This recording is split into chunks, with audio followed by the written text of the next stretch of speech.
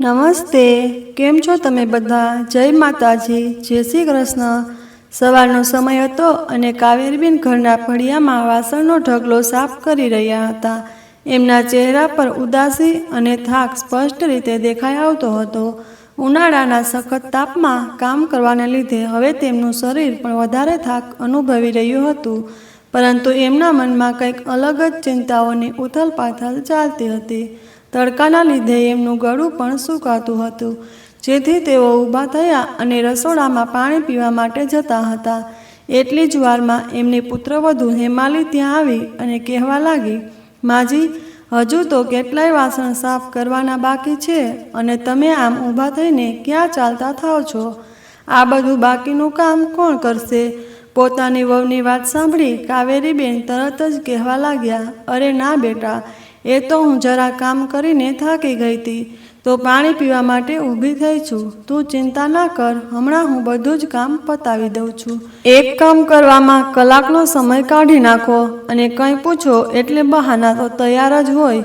આ ડોશીથી તો હવે હું કંટાળી ગઈ છું. કાવેરીબેનની પુત્રવધુ હેમાલી આવું બબડતી ત્યાંથી નીકળી ગઈ અને પાણી પીને કાવેરીબેન પણ પોતાના કામમાં લાગી ગયા. કામ કરતાં કરતાં બપોરના 12 વાગી ગયા હતા અને કાવેરીબેનને ભૂખ પણ ઘણી લાગી હતી. એટલે અંદર જઈને તેણે તેની વહુને કહ્યું, બેટા, જમવાનું બની ગયું હોય તો મને અને તારા પપ્પાને જમવા આપી દે. તારા પપ્પાની પણ દવાનો સમય થઈ ગયો છે અને મને પણ આજે ખૂબ ભૂખ લાગી છે. બસ આટલું સાંભળતા જ હેમાલી તો લાલચોળ થઈ ગઈ અને કહેવા લાગી, તમે લોકોએ મારા રસોડાને ભોજનાલય સમજીને રાખ્યું છે કે શું? જ્યારે હોય ત્યારે ખાવું, હજુ જમવાને ઘણી વાર છે. જમવાનું બની જશે એટલે હું તમને અવાજ કરી દઈશ. ઠીક છે બેટા. એટલું કહી કાવેરીબેન પોતાના રૂમમાં જતા રહ્યા. જઈને એમણે જોયું તો એમના પતિ કનુભાઈ ખૂબ ખાંસી ખાઈ રહ્યા હતા. ઝડપથી એમને કનુભાઈને પાણીનો ગ્લાસ આપ્યો. હમણાં થોડા દિવસથી એમના પતિની તબિયત થોડી ખરાબ રહેતી હતી. જો કે તેમણે ઘણા દેશી નુસ્ખા અજમાવી લીધા, પણ કનુભાઈની તબિયતમાં હજુ કોઈ પણ પ્રકારનો ફેરફાર જોવા મળતો ન હતો. કનુભાઈ એના પત્નીને કહ્યું, મને ખૂબ ઉધરસ આવી રહી છે, મારા માટે એક આદુવાળી ચા બનાવી આપને. પતિની સાર સંભાળ કરતા કાવેરીબેન રસોડામાં કનુભાઈ માટે ચા બનાવવા માટે ગયા અને હેમાલી એમને કહેવા લાગી, તમને એક વાર તો મેં કહ્યું કે જમવાનું બની જશે એટલે હું તમને કહી દઈશ. હવે અહીંયા મારી માથે શું ઊભા છો? વહુનો આવો વ્યવહાર જોઈને કાવેરીબેન મનોમન ઘણા દુઃખી થતા હતા. પરંતુ આજે પોતાના અપમાન કરતાં પતિ પ્રત્યેની ફરજ વધારે મહત્વની છે એમ વિચારી એમણે હેમાલીને કહ્યું કે બેટા, તારા પપ્પાની તબિયત થોડી ખરાબ છે અને એમને ઉધરસ પણ ખૂબ વધારે આવી રહી છે, જેથી એમને આદુવાળી ચા પીવી છે. આ સાંભળતા તો હેમાલી ન બોલવાના વેણ બોલવા લાગી, વાહ, તમને લોકોને કંઈ નાક શરમ જેવું છે કે નહીં? દિવસમાં 4 ટાઈમ તો ચા પીવા જોઈએ છે. તમારા દીકરાનો તો કંઈક વિચાર કરો. એ બિચારા સવારથી સાંજ મહેનત કરે અને તમે બે માણસ અમને લોકોને ઊંચા જ નથી આવવા દેતા. અત્યારે ઘરમાં દૂધ નથી, થોડું એવું દૂધ છે જે મારા છોકરાઓ માટે મેં રાખ્યું છે. સાંજે જ્યારે દૂધવાળો આવશે પછી તમે ચા બનાવી નાખજો. અત્યારે ચા બનાવવાની કોઈ જરૂર નથી. અત્યારે કેટલી મોંઘવારી છે એની તમને કંઈ ખબર છે? બસ પોતાને ભાવે એવું રહેવું છે. આટલું સાંભળતા જ કાવેરીબેન ત્યાંથી નીકળીને ફરી પોતાના રૂમમાં આવી ગયા, કારણ કે હવે હેમાલી દ્વારા બોલાતા શબ્દો એમનાથી સંભળાતા ન હતા. અને બીજી બાજુ કનુભાઈ ચાની રાહ જોઈને રૂમમાં બેઠા હતા. કાવેરીબેન રૂમની અંદર આવ્યા. એમની આંખો તો ભીની થઈ ગઈ હતી, પણ તે પોતાના દુઃખને છુપાવવાનો પ્રયત્ન કરી રહ્યા હતા. એમના ચહેરા પર સ્પષ્ટ દેખાતી વ્યથા કનુભાઈ તરત જ સમજી ગયા અને કાવેરીબેનને કહેવા લાગ્યા, શું થયું? વહુએ કાંઈ કીધું તને? કેમ આમ ચૂપચાપ ઊભી રહી ગઈ? કશું નહીં, બસ એમ જ. આટલું કહી કાવેરીબેન નીચી નજર કરીને મૌન થઈ ગયા. પરંતુ તેમના અવાજમાં રહેલ દુઃખ કનુભાઈ તરત જ સમજી ગયા અને કહેવા લાગ્યા, આમ અંદરને અંદર પોતાને દુઃખી ન કર. મને જણાવ કે હેમાલીએ તને શું કહ્યું? આટલું સાંભળતા જ કાવેરીબેનના અશ્રુ બંધ તૂટી ગયો અને કનુભાઈ પાસે બેસીને રડવા લાગ્યા. પોતાની પત્નીના દુઃખને જોઈને કનુભાઈને પણ દુઃખ થતું હતું. અચાનક કનુભાઈને એટલી તીવ્ર ઉધરસ આવી કે પોતાના શ્વાસ પણ સરખી રીતે લઈ શક્યા નહીં અને શરીરમાં એટલી કમજોરી હતી કે પોતે બાથરૂમ સુધી જવાનો પ્રયત્ન કર્યો પણ એમાં નિષ્ફળ થયા અને ત્યાં જ એમનાથી ઉલટી થઈ ગઈ. આ જોઈ કાવેરીબેન તો એકાએક ઊભા થઈ ગયા અને ઝડપથી પાણી લેવા માટે દોડી ગયા. કાવેરીબેને તરત કનુભાઈ માટે નવા કપડાં કાઢ્યા અને હજુ તો સાફ સફાઈ કરવા જતા હતા એટલી જ વારમાં એમની પુત્રવધુ હેમાલી પોતાના મોઢા પર હાથ રાખીને બોલવા લાગી, આ શેની દુર્ગંધ ફેલાવી છે? તમે લોકોએ તો મારા ઘરને ઉકરડો બનાવી દીધો છે અને આવડી ઉંમરે એટલી પણ ભાન નથી પડતી કે બાથરૂમ સુધી પહોંચી જઈએ. આટલું તો ખાધા કરો તોય મારા ઘરને શું કામ બગાડો છો? હેમાલી બૂમાબૂમ કરતી બોલવા લાગી. કનુભાઈને તો અત્યારે એટલું હોશ ન હતું કે એ હેમાલીની વાતનો કોઈ જવાબ આપી શકે, પરંતુ કાવેરીબેને હળવા અવાજમાં હેમાલીને કહ્યું, બેટા, તારા પપ્પાની તબિયત વધારે ખરાબ છે એટલે તું આવું કંઈ ના બોલ અને હું અત્યારે જ આ બધું સાફ કરી નાખું છું. આટલું કહી કાવેરીબેન રૂમની સાફ સફાઈ કરવા લાગ્યા અને હેમાલી ચહેરો બગાડતી ત્યાંથી નીકળી ગઈ. થોડીવાર રહીને કાવેરીબેને બધી જ સફાઈ કરી નાખી અને ફરી કનુભાઈની સાળ સંભાળમાં લાગી ગયા. એમણે જોયું તો તાવના લીધે કનુભાઈનું શરીર કોલસાની જેમ તપતું હતું એટલે તરત જ એમણે પાણીના પોતા મૂકવાનું શરૂ કર્યું અને કનુભાઈને કહેવા લાગ્યા કે હમણાં દીકરો આવી જાય એટલે તમને હોસ્પિટલે લઈ જઈએ. એમણે 2-3 વાર હેમાલીને પણ પૂછ્યું કે એમનો દીકરો ક્યારે ઓફિસેથી ઘરે આવશે, પરંતુ હેમાલી એમને કોઈ પણ પ્રકારનો જવાબ ન આપ્યો અને થોડી કલાક બાદ એમનો દીકરો હેમંત ઓફિસેથી આવી ગયો. એના આવ્યા બાદ કાવેરીબેન એના દીકરાને કહેવા લાગ્યા, બેટા, તારા પપ્પાની 2-3 દિવસથી તબિયત ખરાબ છે અને આજે તો એમનું શરીર ખૂબ જ ગરમ છે. હું ક્યારની તારી રાહ જોઈને બેઠી છું. આપણે અત્યારે જ એને હોસ્પિટલે લઈ જવા પડશે. આ સાંભળતા હેમાલી તરત જ બોલવા લાગી, તમારા લોકોમાં થોડી સહનશક્તિ છે કે નથી? થોડી એવી તબિયત ખરાબ થાય કે હોસ્પિટલ જવું હોય, પૈસા કંઈ ઝાડવા પણ નથી ઉગતા. અને તમે જરા વિચાર તો કરો કે તમારા દીકરા હજુ કામ પરથી થાકીને ઘરે આવ્યા છે અને આવતાની સાથે જ તમે તમારા ધતિંગ શરૂ કરી દીધા. હેમાલીની વાતને ધ્યાનમાં ન લેતા કાવેરીબેને ફરી એના દીકરાને કહેવાનું શરૂ કર્યું અને એના દીકરાએ હેમાલી કરતાં પણ વધારે આશ્ચર્યચકિત વ્યવહાર કર્યો. એ કાવેરીબેનને કહેવા લાગ્યો, મમ્મી, તમે લોકો નાની નાની વાતમાં મને આમ હેરાન શું કામ કરો છો? માન્યું કે તમે અને પપ્પાએ મને આ ઘર લઈ આપ્યું છે, તેના બદલામાં હું તમને બંનેને મારી સાથે રાખી રહ્યો છું, પણ હોસ્પિટલના ખર્ચામાં તો તમે કશ્યપને કહી શકો છો. એને પણ તમે ધંધા માટે ઘણા રૂપિયા આપ્યા છે, તો તમારી માટે તો બંને દીકરા સરખા હોવા જોઈએ. એ તો પોતાનો ધંધો સેટ કરીને બેઠો છે અને હવે તો એની દુકાનમાં માણસો પણ કામ કરે છે અને હું તો એક મામૂલી કંપનીમાં નોકરી કરું છું. માંડ કરીને મારું ઘર ચલાવી શકું છું. તો તમે પપ્પાની તબિયત વિશે કશ્યપને પણ કહી શકો ને? અને હું તમને મારી સાથે રાખું છું એટલું બહુ છે. હવે બીજા બધા ખર્ચા માટે તમે તમારા નાના દીકરાને કહી દેજો. આટલું કહી કાવેરીબેનનો દીકરો હેમંત પોતાના રૂમમાં જતો રહ્યો.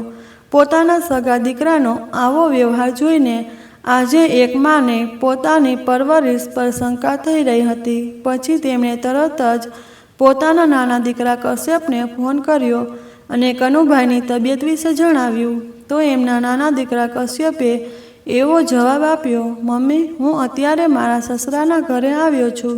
મારા સાસુની તબિયત થોડી ખરાબ છે એટલે હું અને કૃષ્ણા એના પપ્પાના ઘરે આવ્યા છીએ. હું કાલે મોટા ભાઈના ઘરે આવીશ.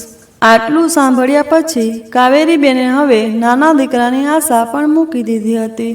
પરંતુ પોતાના પતિની હાલત જોઈને એમણે પોતાનું મન મક્કમ કર્યું અને રૂમમાં જઈ પોતાના પાકીટમાંથી રૂપિયા લઈ કનુભાઈને સહારો આપતા આપતા બહાર સુધી લઈ ગયા.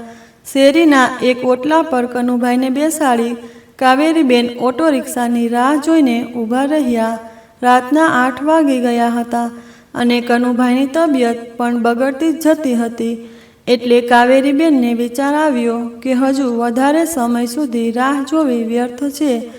એટલે કનુભાઈને ત્યાં જ બેસાડી એ થોડે આગળ ઓટો રિક્ષા શોધવા માટે ગયા. આખા દિવસનું કામકાજ કરી પોતે પણ શરીરથી ખૂબ થાકી ગયા હતા, પરંતુ પતિની તકલીફ સામે એની તકલીફ શૂન્ય બરાબર હતી. થોડી વાર રહીને તેઓ એક રિક્ષા ચાલકને લઈને આવ્યા.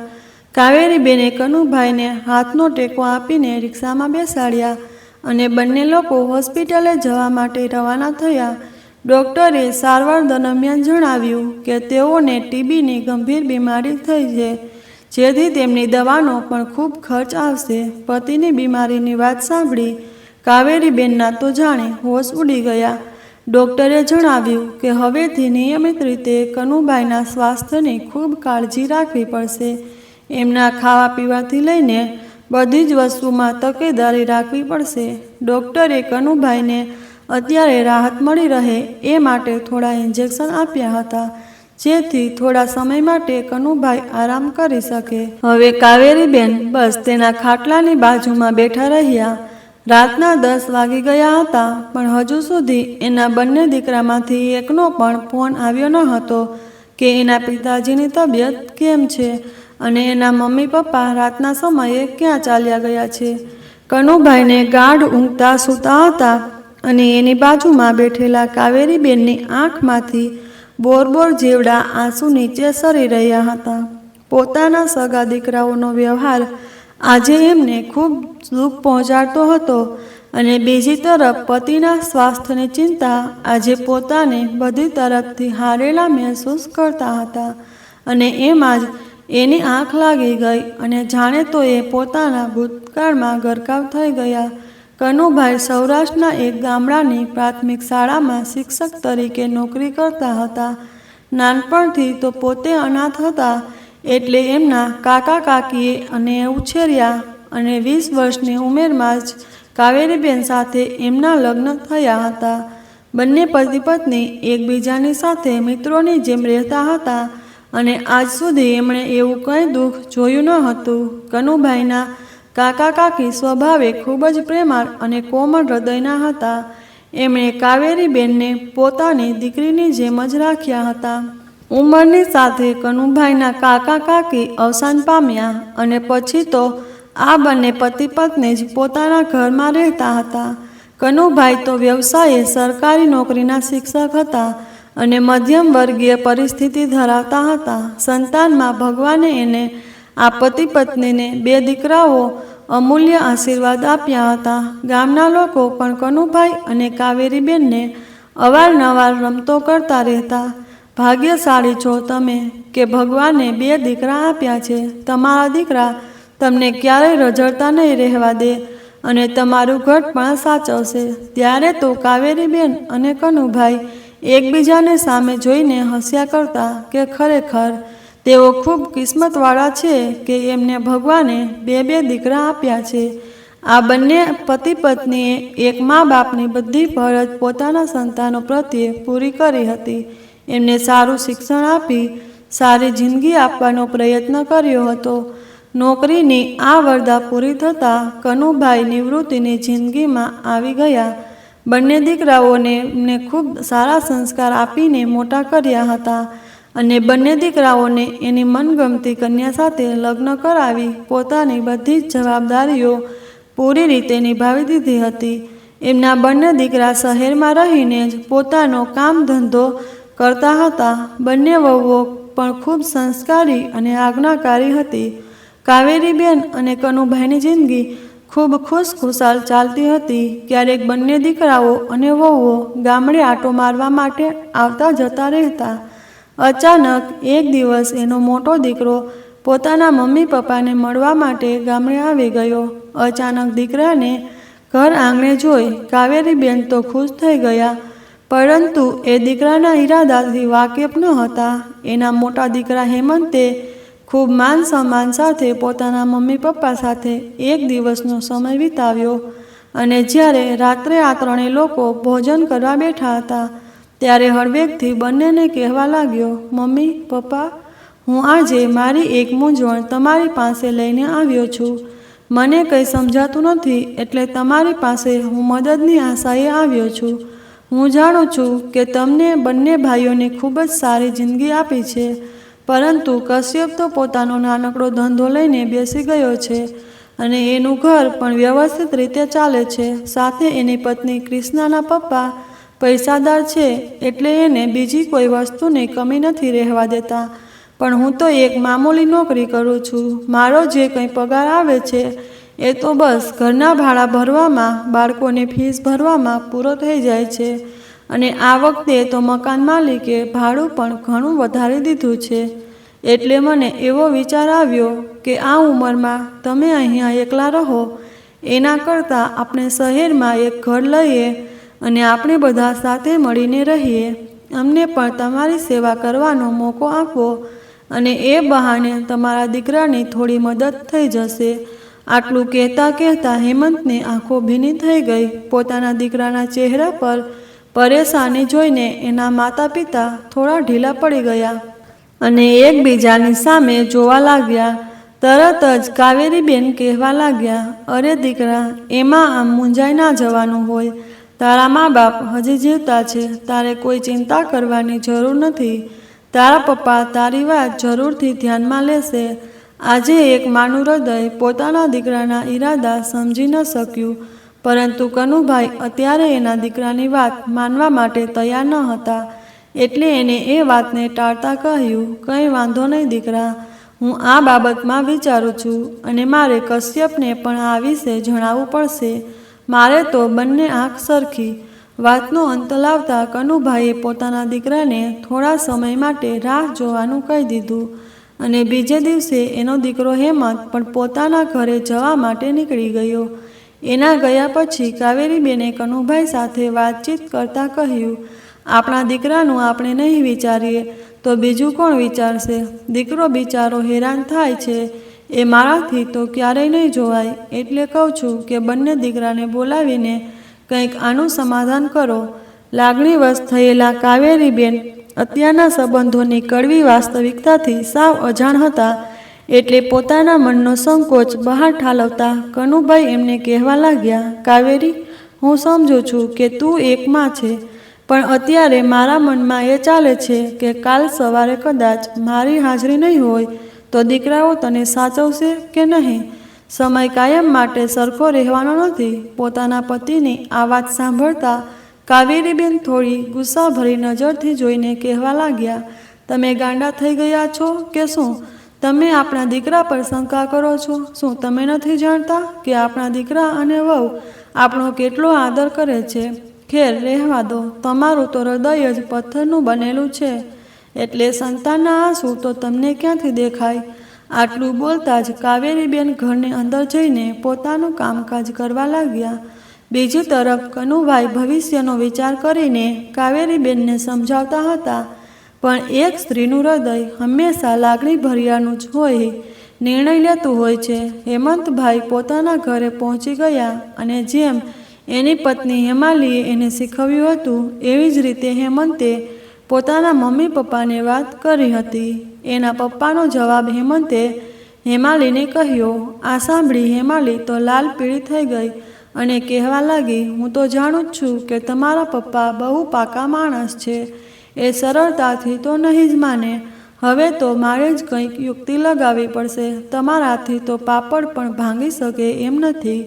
આ વાતને થોડા દિવસનો સમય વીતી ગયો. બધા પોતપોતાના કામકાજમાં લાગી ગયા અને અચાનક એક દિવસ કાવેરીબેનના ફોનમાં એની પુત્રવધુ હેમાલીનો ફોન આવ્યો. હરખાતા એમણે ફોન ઉચકાવ્યો અને સાંભળી તો હેમાલી સતત ફોનમાં રડી રહી હતી અને રડતા જોઈ કાવેરીબેન ગભરાઈ ગયા અને પૂછવા લાગ્યા, બેટા, શું થયું? તું કેમ રડી રહી છો? સામેથી વળતા જવાબમાં હેમાલી કહેવા લાગી, માજી, તમારા દીકરા જ્યાં નોકરીએ જાય છે ત્યાં 2 મહિનાથી એમનો પગાર આવ્યો નથી અને મકાન માલિક છેલ્લા 10 દિવસથી સતત ભાડું લેવા માટે આવે છે અને આજે પણ એ અમને ખૂબ ધમકાવીને ગયા છે કે જો ભાડું નહીં આપો તો તમને ઘરમાંથી કાઢી મૂકીશ. મેં આ બાબતમાં હેમંત સાથે વાત કરી તો એ મારી સાથે ઝઘડો કરવા લાગ્યા અને ઘર છોડીને ક્યાંક ચાલ્યા ગયા. હું અત્યારે શું કરું? મને કંઈ સમજમાં નથી આવતું. છોકરાઓ પણ સવારના ભૂખ્યા રડે છે. મારી મદદ કરો. આટલું બોલતા હેમાલી ધ્રુસકે ને ધ્રુસકે રડવા લાગી.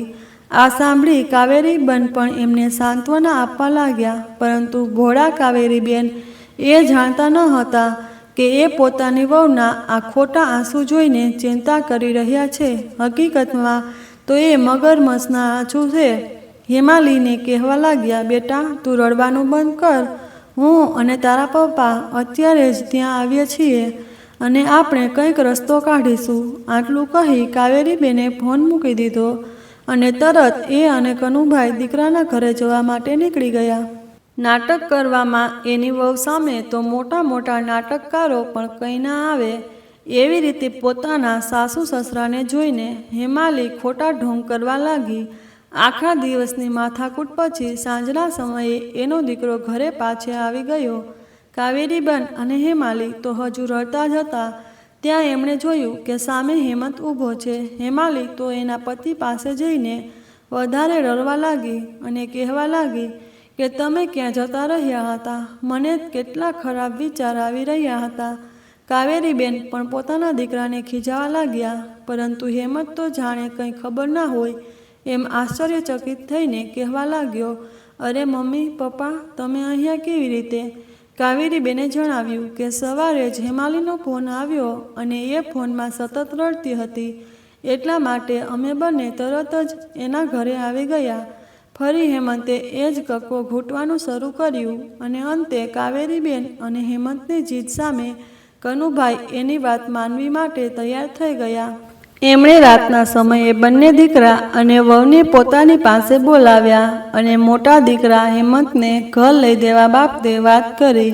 કનુભાઈની વાત સાંભળતા એનો નાનો દીકરો કશ્યપ કહેવા લાગ્યો, પપ્પા, તમે મોટા ભાઈને મકાન લઈ આપો એમાં મને કોઈ પણ પ્રકારનો વાંધો નથી, કારણ કે મારા સસરાએ તો હમણાં જ મને એક સુંદર મજાનો ફ્લેટ ગિફ્ટમાં આપ્યો છે, પરંતુ તમારા રૂપિયા પર જેટલો અધિકાર મોટાભાઈનો છે એટલો જ મારો પણ છે. એટલે મારા નવા ધંધામાં તમે મને રૂપિયાની મદદ કરશો, જેથી હું પણ થોડું વધારે કમાઈ શકું. કશ્યપની આ વાત સાંભળી હેમંત અને હેમાલી એકબીજાની સામે જોતા રહી ગયા. થોડીવાર રહીને કનુભાઈએ પોતાનો નિર્ણય બધાને સંભળાવી દીધો. ઠીક છે, મારી નિવૃત્તિ વખતે જે પણ રૂપિયા આવ્યા હતા તેમાંથી હું હેમંતને ઘરનું મકાન લઈ આપીશ અને બીજા રૂપિયા કશ્યપને ધંધાના રોકાણ માટે આપી દઈશ. કનુભાઈનો આ નિર્ણય સાંભળી બધાના ચહેરા પર ખુશી છવાઈ ગઈ અને હેમાલીના ચહેરા પર તો કંઈક અલગ પ્રકારનું જ હાસ્ય જોવા મળતું હતું.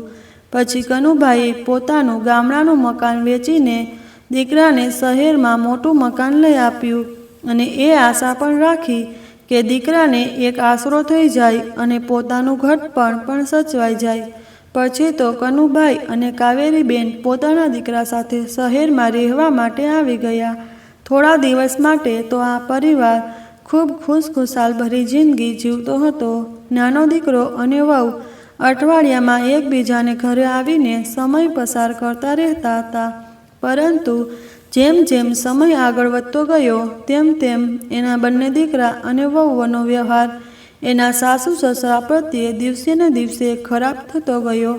પોતાના સંતાનો દ્વારા થતો આ વ્યવહાર જોઈને પહેલાં તો કાવેરીબેન કનુભાઈથી ઘણી વાતો છુપાવતા રહેતા, પણ અંતે થાકીને એમને પોતાના પતિ સાથે આ બાબતમાં બધી જ વાત કરી હતી.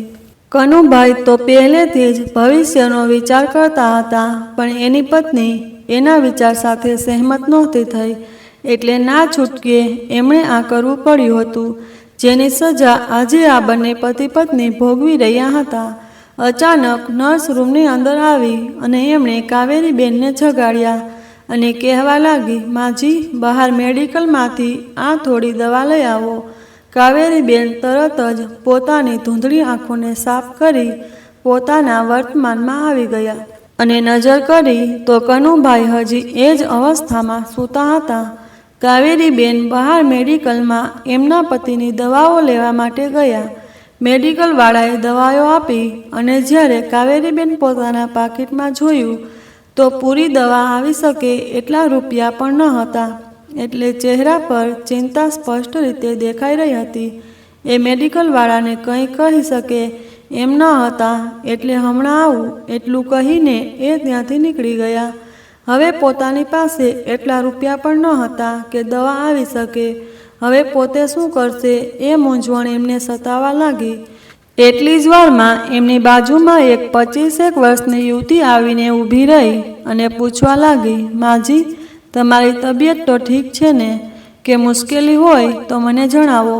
તમારા ચહેરા પર ખૂબ પરસેવો આવી ગયો છે.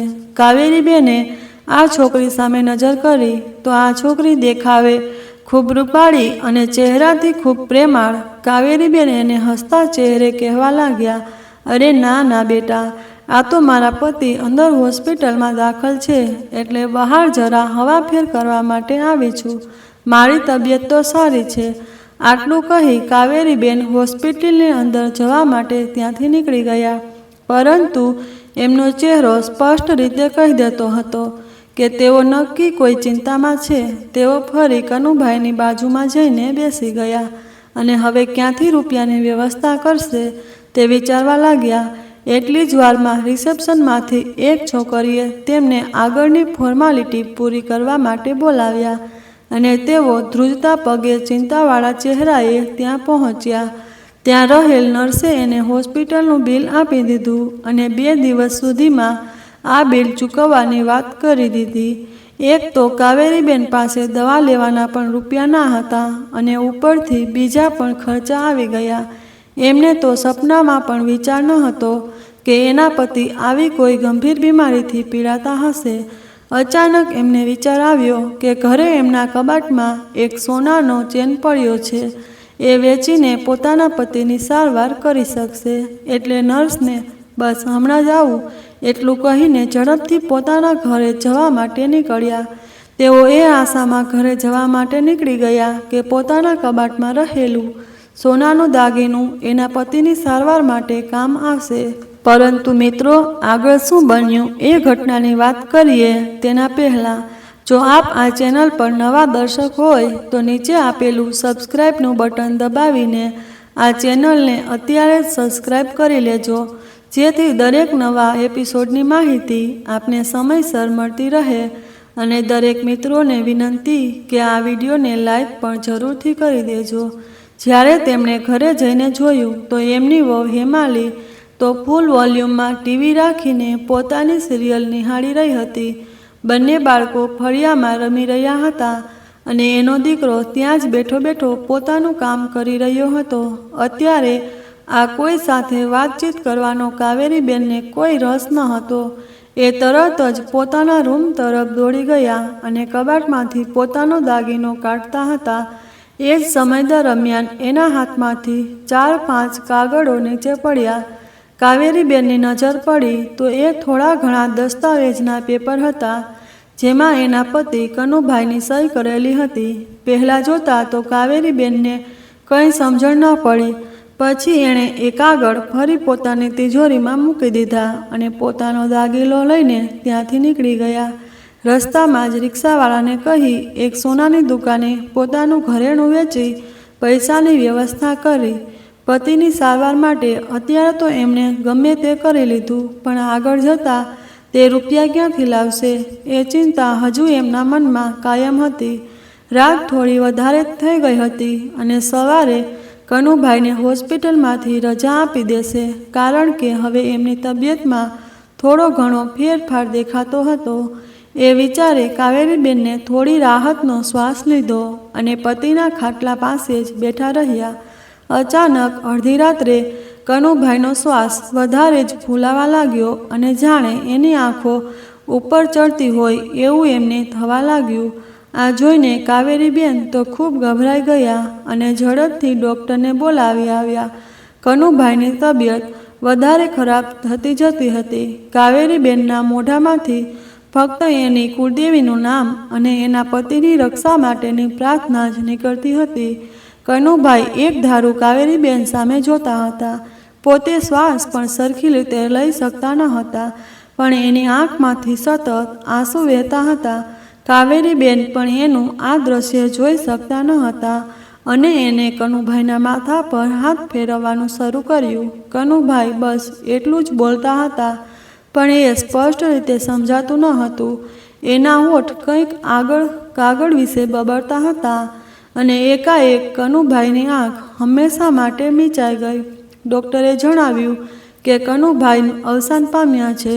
આ સાંભળી કાવેરીબેન પર તો જાણે દુઃખનો પહાડ તૂટી પડ્યો હોય એમ હૈયાફાટ રુદન કરવા લાગ્યા. કારણ કે એના દુઃખમાં માત્ર એક કનુભાઈ જ એમના સાચા સાથીદાર હતા, જેના લીધે એમના જીવન જીવવામાં તકલીફ પડતી ન હતી. પરંતુ હવે એમના પતિ પણ આ દુનિયામાં રહ્યા ન હતા. આસપાસ ઊભેલા તમામ લોકો કાવેરીબેનનું આ દુઃખ સમજી રહ્યા હતા અને ત્યાં જ ફરી પહેલી યુવતી જે તેને મેડિકલ સ્ટોર પર મળી હતી એ ત્યાં આવી પહોંચી અને એને જોયું કે કાવેરીબેન પોતાના પતિના ખાટલા પાસે આક્રંદ કરી રહ્યા છે. એને કાવેરીબેનને સંભાળ્યા અને શાંત રહેવા માટે આશ્વાસન આપવા લાગી. થોડી વાર રહીને પરિસ્થિતિ થોડી શાંત બની અને પેલી યુવતીએ નજર કરી તો સામે કનુભાઈને જોઈને એ તરત બોલી ઉઠી, "કનુ સર." એના મોઢેથી આ શબ્દ સાંભળી કાવેરીબેન એકી ટસે આ યુવતી સામે જોતા રહી ગયા. કેમ કે કનુભાઈનું અસલી નામ તો કરશનભાઈ હતું, પણ નાનપણથી એના કાકા એને આ નામથી બોલાવતા હતા. થોડી વાર રહીને યુવતીએ કાવેરીબેનને કહ્યું, "આ તો મારા પ્રાથમિક શાળાના શિક્ષક છે. મારા પિતાના વખતે એમને મને ખૂબ મદદ કરી હતી. મારી શાળાની ફીસ પણ તેઓ જ ભરતા હતા.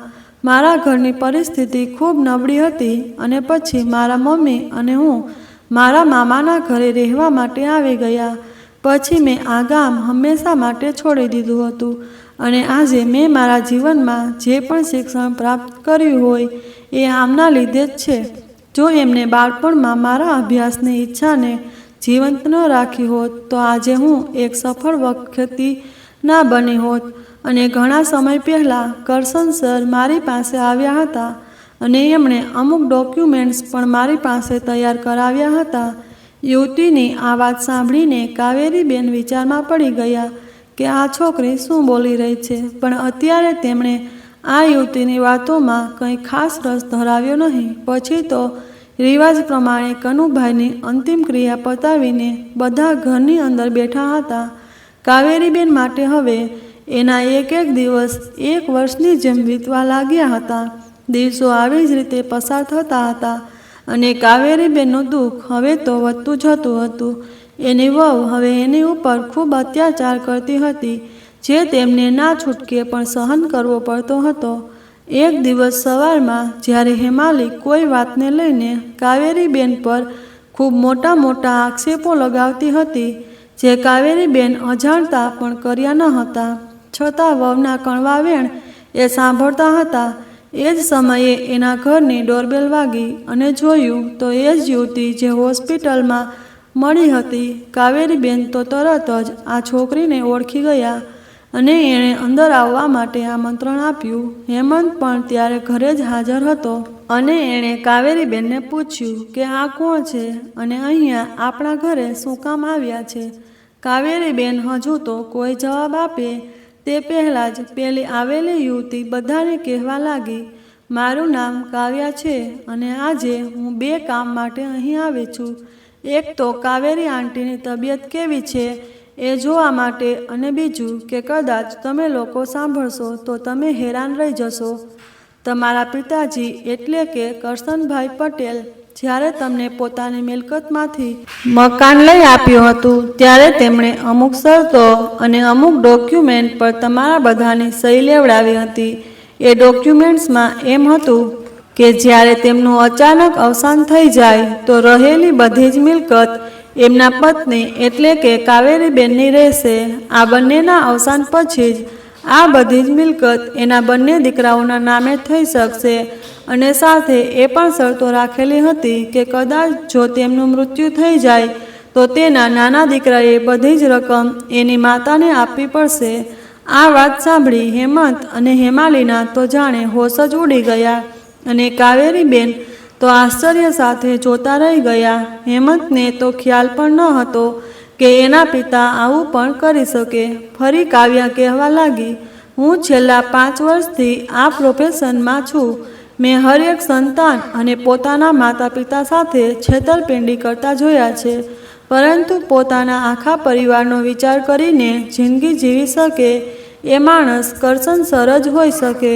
અને જ્યારે આજે તમારા લોકોની સાચી હકીકત મેં મારી નજરે જોઈ લીધી ત્યારે મને ખબર પડી કે તમારા પિતાજીએ જે કંઈ પણ કર્યું છે એ સાચું કર્યું છે. તમને લોકોને શરમ આવવી જોઈએ કે તમારા પિતા જે કેટલાય લોકોના માટે એક મહાન વ્યક્તિ છે એમને તમે સરખી રીતે સાચવી પણ ન શક્યા. ભગવાન તમારી પાસેથી આની કિંમત જરૂરથી વસૂલ કરશે. પિતાની કિંમત શું હોય છે એ તમારા જેવા લોકોને ક્યારેય નહીં સમજાય. અને આંટી, તમારે ચિંતા કરવાની જરૂર નથી. આજથી આ બધી જ મિલકત તમારા નામે થઈ જાય છે, જેથી હવે તમારે તમારા બંનેમાંથી કોઈ દીકરા સાથે રહેવાની જરૂર નથી. આટલું સાંભળતા જ કાવેરીબેનના ચહેરા પર લાચારી નહીં પરંતુ એક હળવું સ્મિત દેખાયું અને કહેવા લાગ્યા, બેટા, હેમંતના પપ્પા હર વખતે મને કહેતા હતા કે તું લાગણીમાં નિર્ણય ના લે, થોડું ભવિષ્યનો વિચાર. પણ મેં એમની વાત ક્યારેય ન માની. છતાં એમણે મારા માટે હંમેશા સારું જ વિચાર્યું. પણ આજે મને ખરેખર અફસોસ થાય છે કે જો એ સમયે મેં એની વાત માની લીધી હોત તો આજે મારા પતિ પણ આ દુનિયામાં જીવતા હોત. પણ આજે હું પણ એક નિર્ણય લઈ રહી છું. આજથી મને મારા બંને દીકરાઓ સાથે કોઈ પણ પ્રકારના લેવા દેવા નથી. આજથી હું એને મારા ઘરની બહાર કાઢું છું. મારી કોઈ પણ માલ મિલકતમાં એમનો 1% પણ અધિકાર નથી. આ સાંભળી હેમાલીની તો જાણે આંખો ફાટી ગઈ. એને વિશ્વાસ જ નહોતો થઈ રહ્યો કે જેને પોતાના સસરાના અવસાન પછી બધી મિલકત પર નજર હતી એ જ સસરાએ એની બધી જ યોજના પર પાણી ફેરવી દીધું હતું. હેમંત ફરી કાવેરીબેનને સમજાવવા લાગ્યો, મમ્મી, તું આવું કેવી રીતે કરી શકે? અને તારા સગા દીકરા છીએ તો અમારો તો જરા વિચાર કર. પણ આ વખતે પોતાના દીકરાના ખોટા આંસુનું કાવેરીબેન પર કાંઈ અસર ના થયું અને કહેવા લાગ્યા, કદાચ તે એ દિવસે તારા પપ્પાને હોસ્પિટલ પહોંચાડી દીધા હોત તો હું તારી બધી જ ભૂલોને માફ કરી દેત. પણ આજે તો મને અફસોસ થાય છે કે બે દીકરા હોવા છતાં મારે આવી જિંદગી જીવવી પડી હતી. તમારા નાનપણમાં જ્યારે ગામ લોકો અમને કહેતા કે તમારે તો બે દીકરા છે ત્યારે તો મને અને તારા પપ્પાને ખૂબ ગર્વ થતો. પણ હવે તો ભગવાનને એક જ પ્રાર્થના છે કે ભલે કોઈને સંતાનમાં દીકરો આપે કે દીકરી, પણ એનામાં એટલા સંસ્કાર અને સમજણ તો જરૂરથી આપજો ઘટપણમાં પોતાના માતા પિતાને કોઈ દુઃખ ન પહોંચાડે. અને પછી કનુભાઈ દ્વારા તૈયાર થયેલ પેપર્સ પર ઘરના તમામ લોકોની સહી જોઈને એના બંને દીકરા અને વહુના તો હોશ જ ઉડી ગયા. કાવ્યા આજે કાવેરીબેન માટે ઈશ્વરનો એક ફરિશ્તો બનીને આવી હોય એવી રીતે કાવેરીબેનને આ મુશ્કેલીમાંથી બચાવી દીધા હતા. હવે તો કાવેરીબેન પોતાના બાળકોને સબક શીખવવા માટે એકલા જ આ ઘરમાં રહે છે અને તેના બંને દીકરા પોતાની અલગ જિંદગી જીવે છે. કાવ્યા પણ અવારનવાર કાવેરીબેનના ખબર અંતર પૂછવા માટે આવતી રહે છે અને કાવેરીબેને કનુભાઈની જેમ કાવ્યા પાસે અમુક ડોક્યુમેન્ટ પેપર કરાવી દીધા હતા કે એમના મૃત્યુ પછી તેમની બધી જ મિલકત વૃદ્ધાશ્રમમાં દાન કરી દેવામાં આવે. પરંતુ આજકાલ ઘણા એવા મા બાપ છે જે પોતાના સંતાનોમાં ધાબમાં રહીને લાચારીની જિંદગી જીવતા હોય છે, જેથી ક્યારેય પણ પોતાના સંતાનોની ખુશી માટે લાગણીવશ બનીને એવા નિર્ણય ના લો જેનાથી તમારું જીવન સંઘર્ષમય અને તકલીફવાળું બની જાય. કારણ કે બની શકે છે તમારા કરેલા ત્યાગને તમારું સંતાન સમજી ન શકે અને દરેક સંતાનોને પણ એ શીખવવું જોઈએ કે જે મા બાપે એને એટલી મહેનતથી ઉછેર્યા હોય એની વૃદ્ધાવસ્થામાં તેમની સાર સંભાળ રાખવી એ એમનું મુખ્ય ફરજ હોય છે. તો મિત્રો, આ કહાની આપને પસંદ આવી હોય તો ખાસ વિડીયોને લાઈક કરી અને એકવાર કમેન્ટ બોક્સમાં સાચા મનથી જય માતાજી જરૂરથી લખી નાખજો, જેથી માતાજીની કૃપા આપ સૌના પરિવાર પર બની રહે. અને આ કહાની વિશે આપનું શું કહેવું છે તે પણ અમને કમેન્ટ બોક્સમાં જરૂરથી જણાવજો. અને ખાસ મિત્રો, આપણી આ ચેનલને સબસ્ક્રાઈબ કરવાનું ભૂલશો નહીં, જેથી આવી સત્ય ઘટના અને સત્ય ઘટના પર આધારિત કહાની આપને સમયસર સાંભળવા મળતી રહે. ફરી મળીશું કોઈ નવા એપિસોડ સાથે. ખૂબ ખૂબ ધન્યવાદ. જય મા ગાત્રાળ. જય શ્રી કૃષ્ણ.